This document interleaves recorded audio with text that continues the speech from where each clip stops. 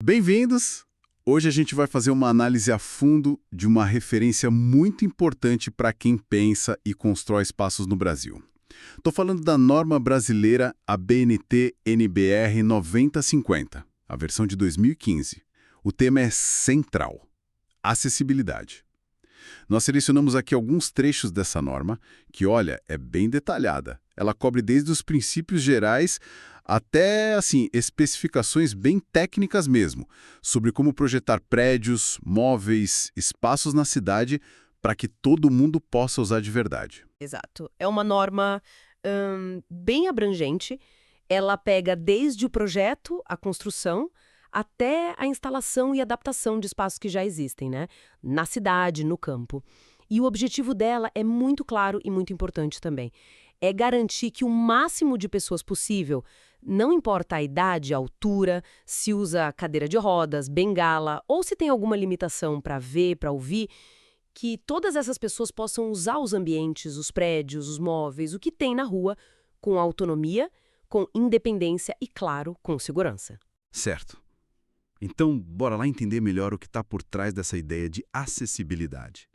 A nossa missão aqui é destrinchar os critérios principais da NBR 9050 e, quem sabe, descobrir os detalhes que mostram como o design bem pensado faz uma diferença enorme na vida das pessoas.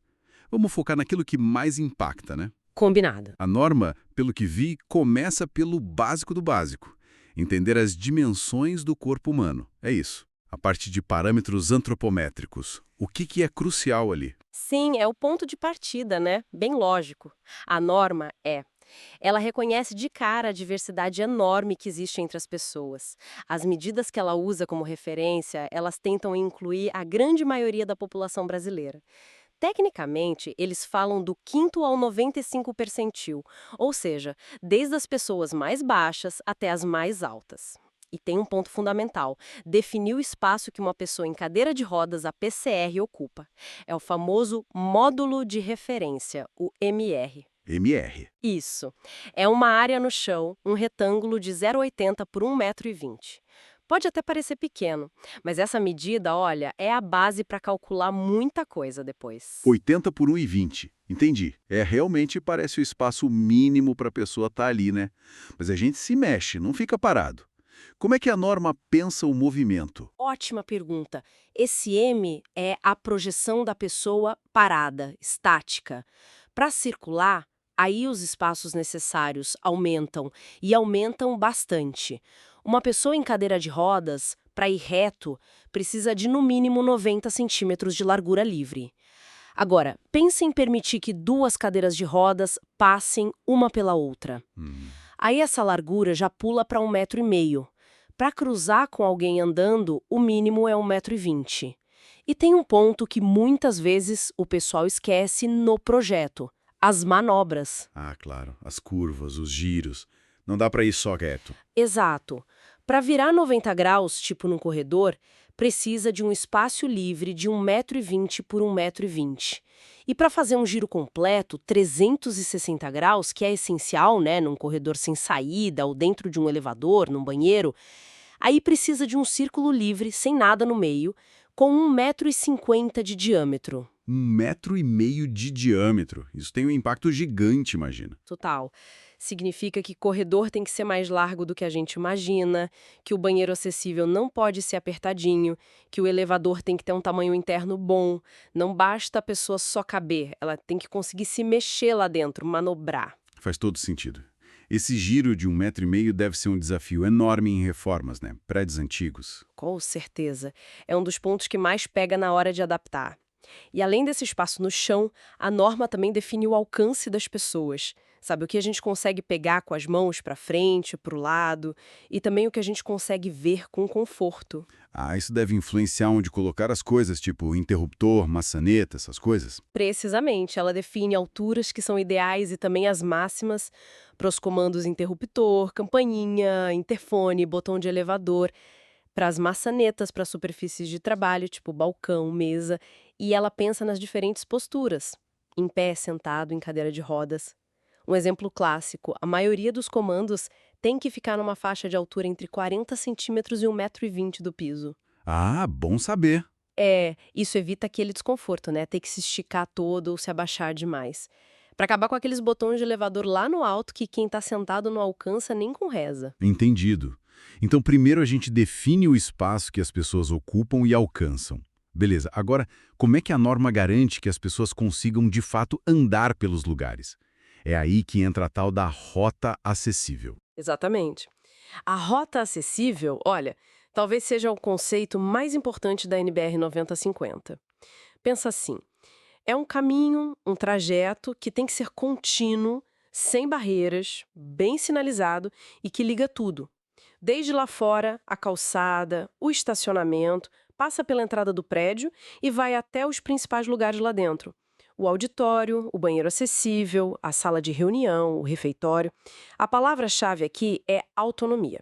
A pessoa tem que conseguir fazer esse percurso todo sozinha, sabe? E com segurança. E esse caminho, essa rota, deve ter um monte de característica específica, imagino. O piso, por exemplo, deve ter regra, né? Muitas especificações.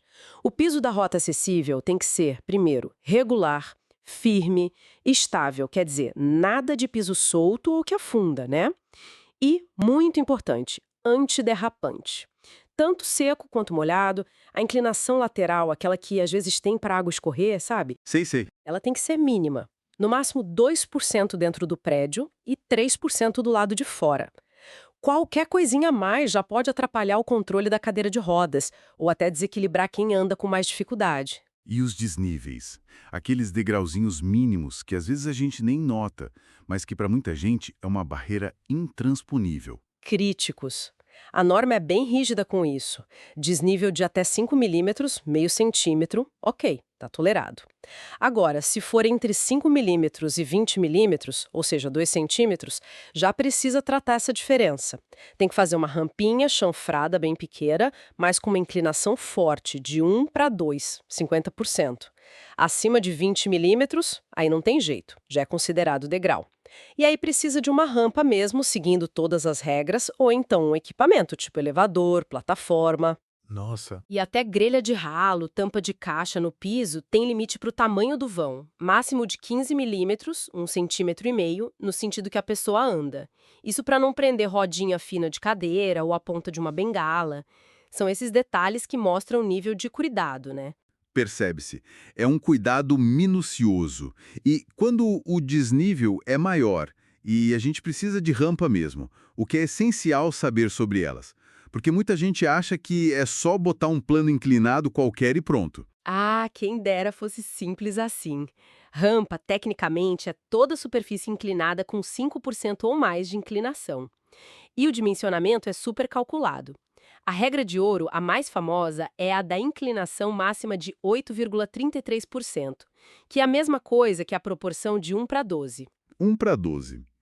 O que isso significa na prática? Significa que para cada 1 metro que a rampa sobe na vertical, ela precisa ter 12 metros de comprimento na horizontal. 12 metros para subir 1 metro. Caramba, isso exige muito espaço.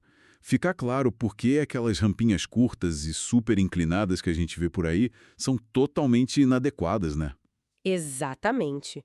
Elas ficam perigosas, exigem um esforço enorme para subir e são um risco na descida.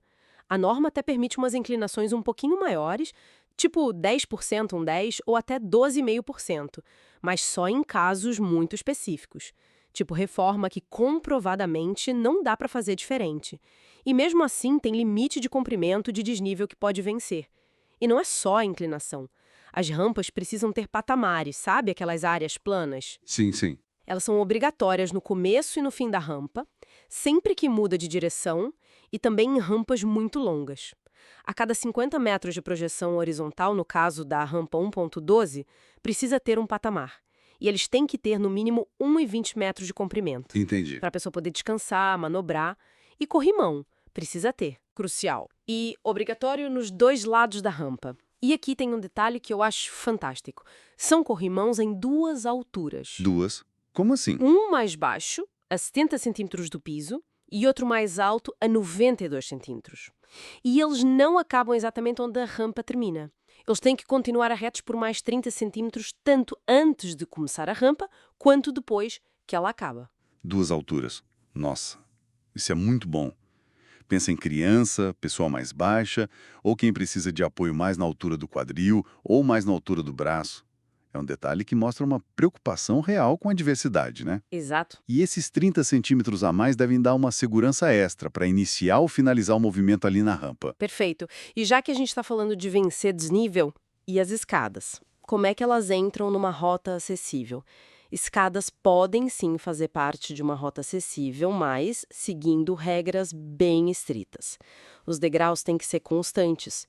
Sabe, a altura, que a gente chama de espelho, tem que ter entre 16 e 18 centímetros, e a profundidade, o piso onde a gente pisa, entre 28 e 32 centímetros. E uma coisa importante: o espelho não pode ser vazado, não pode ter aquele buraco embaixo do degrau, porque a ponta do pé ou da bengala pode prender ali. Ah, faz sentido. A largura mínima da escada é de 1,20 m e, igual às rampas, também precisa de corrimão duplo, nas mesmas alturas de 70 e 92 centímetros. E tem que ter sinalização tátil de alerta no começo e no fim. Mas o ponto fundamental é: se tem escada numa rota acessível, obrigatoriamente tem que ter uma alternativa acessível para quem não pode ou não consegue usar degrau. Ah, Pode ser uma rampa ou um equipamento tipo elevador, plataforma elevadora. A escada sozinha nunca pode ser a única opção naquela rota. Entendi. Então a escada pode até existir, mas nunca pode ser a única forma de passar por ali na rota acessível. Garante a inclusão de quem não sobe degrau. Faz todo sentido. Agora, a gente falou de sinalização em escada, em rampa. Imagino que a norma trate de sinalização de um jeito mais amplo, né? Afinal, para se deslocar num lugar, a gente precisa saber onde está, para onde ir. Com certeza. A seção 5 da norma é toda sobre informação e sinalização. E ela parte de um princípio muito interessante: o princípio dos dois sentidos. Princípio dos dois sentidos? O que é isso? A ideia é que qualquer informação que seja essencial para a pessoa se orientar ou para a segurança dela tem que ser passada usando no mínimo dois sentidos diferentes. Pode ser visual e tátil, ou então visual e sonoro. Visual e tátil. Visual e sonoro. Caramba, isso é poderoso. Porque garante que a informação chegue para quem tem deficiência visual ou auditiva, ou até intelectual, dependendo de como é feito, né? Sai daquela dependência total da visão. Exatamente. A sinalização tem que ser clara, fácil de entender, autoexplicativa se possível e bem localizada, claro. Ela pode ter funções diferentes: indicar onde algo está, localização; alertar para um perigo, um obstáculo, advertência; ou indicar o que fazer, instrução. E aí temos vários tipos: a visual, com textos, símbolos, cores que contrastam bem; a tátil, com relevo, com braille, aqueles pisos especiais; e a sonora, tipo os avisos em elevadores, alarmes. E os símbolos? Aquele da cadeira de rodas, por exemplo, é universal. São padronizados. Sim, muitos são padronizados. O mais famoso é o Símbolo Internacional de Acesso, o CIA, aquele pictograma da cadeirinha de rodas. Geralmente é branco num fundo azul, ou o contrário, ou preto no branco. Ele indica que um lugar, um serviço, uma vaga, um banheiro é acessível. Mas tem outros símbolos importantes também. Tem um para indicar recursos para pessoa com deficiência visual, outro para deficiência auditiva, tem os símbolos de atendimento prioritário, idoso, gestante, pessoa com criança de colo, e os que identificam os banheiros, né? Masculino, feminino ou aquele familiar unissex. Usar os símbolos corretos é fundamental para a comunicação ser rápida e eficiente. Entendi. E aquela sinalização que a gente vê no chão, as faixas com relevo, tem muito em calçada, estação de metrô? Qual é a lógica daquilo? Aquilo é a sinalização tátil de piso. É essencial para orientar quem tem deficiência visual, principalmente quem usa bengala longa, para poder andar sozinho com segurança. Basicamente, existem dois tipos principais: a sinalização de alerta e a sinalização direcional. Alerta e direcional. Ok. Isso. A de alerta é aquela que tem os relevos redondinhos. Tecnicamente são tronco-cônicos, parecem umas bolinhas cortadas. Ela serve para quê? Para alertar. Ela avisa que tem um perigo chegando, o começo ou o fim de uma escada, de uma rampa, se tem um obstáculo suspenso mais para frente, tipo um orelhão baixo que a bengala no chão não pega, ou uma mudança importante de direção no caminho. Certo. Já a sinalização direcional tem os relevos compridos, lineares, tipo umas barras paralelas. Ela funciona como um guia mesmo, indicando o caminho que a pessoa deve seguir. É usada mais em áreas grandes, abertas, tipo saguão de prédio, plataforma de trem, ou calçada muito larga, onde não tem uma parede ou outro elemento físico que a pessoa possa usar como guia tátil natural para se manter na direção certa. Fantástico. Então, resumindo, as bolinhas são tipo um pare, atenção, e as linhas são um siga por aqui. E imagino que a cor delas também importe, né? Não é só o relevo. Fundamental. Os dois tipos de piso tátil têm que ter cor e textura que contrastem muito com o piso do lado. Isso ajuda não só quem sente com a bengala pela textura diferente, mas também quem tem baixa visão, que consegue perceber a diferença de cor e seguir o caminho.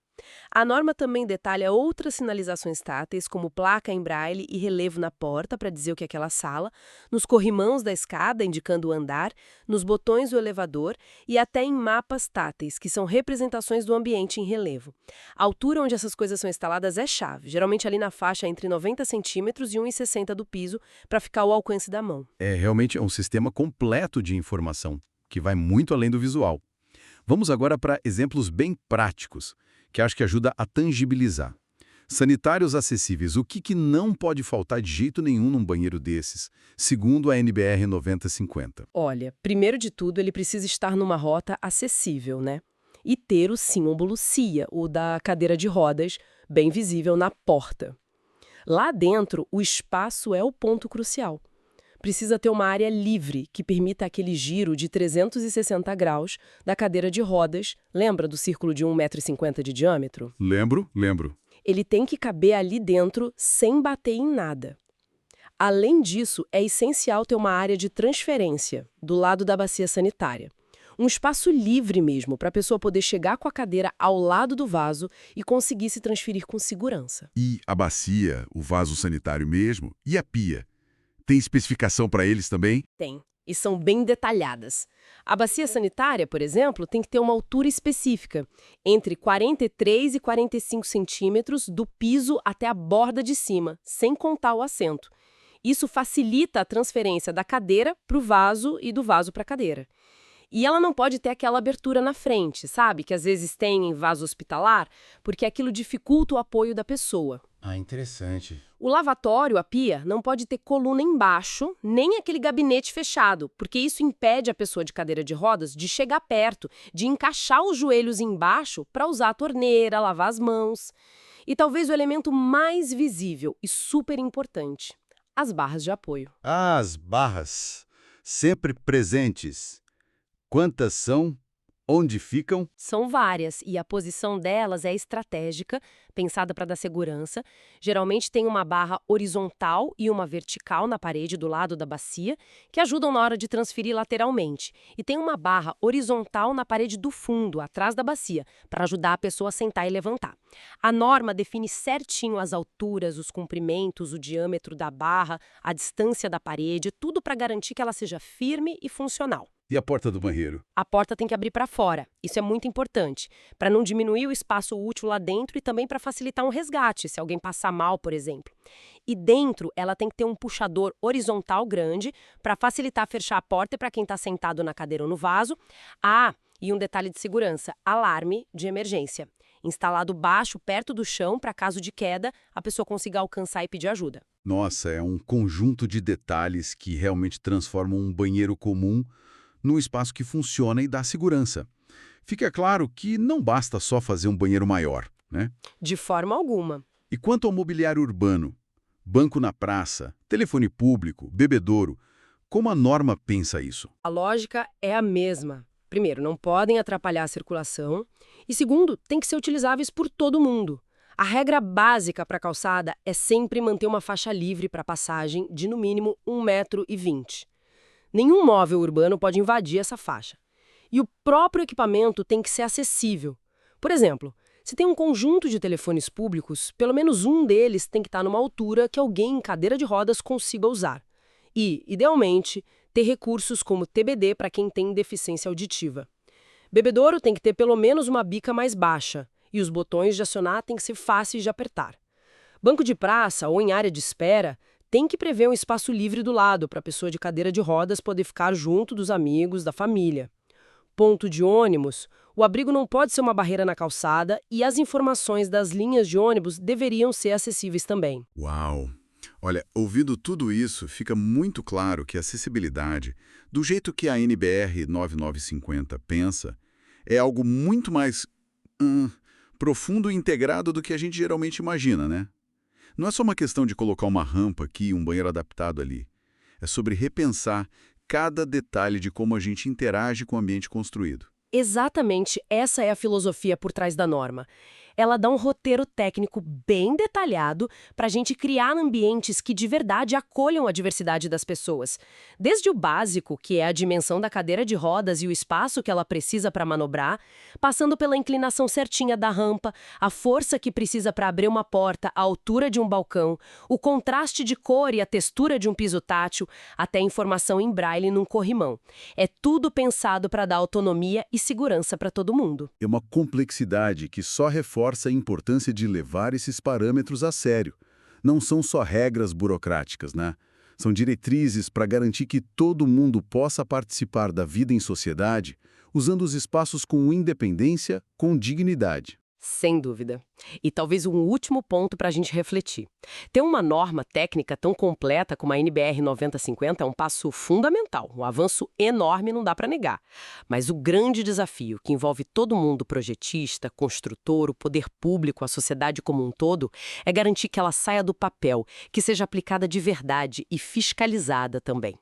O objetivo final é que esses espaços, acessíveis, seguros, inclusivos, não sejam mais a exceção, mas sim o padrão, a regra em tudo que a gente constrói ou reforma.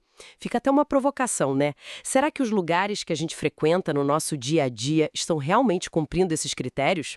É uma boa reflexão para a gente fazer na próxima vez que sair por aí.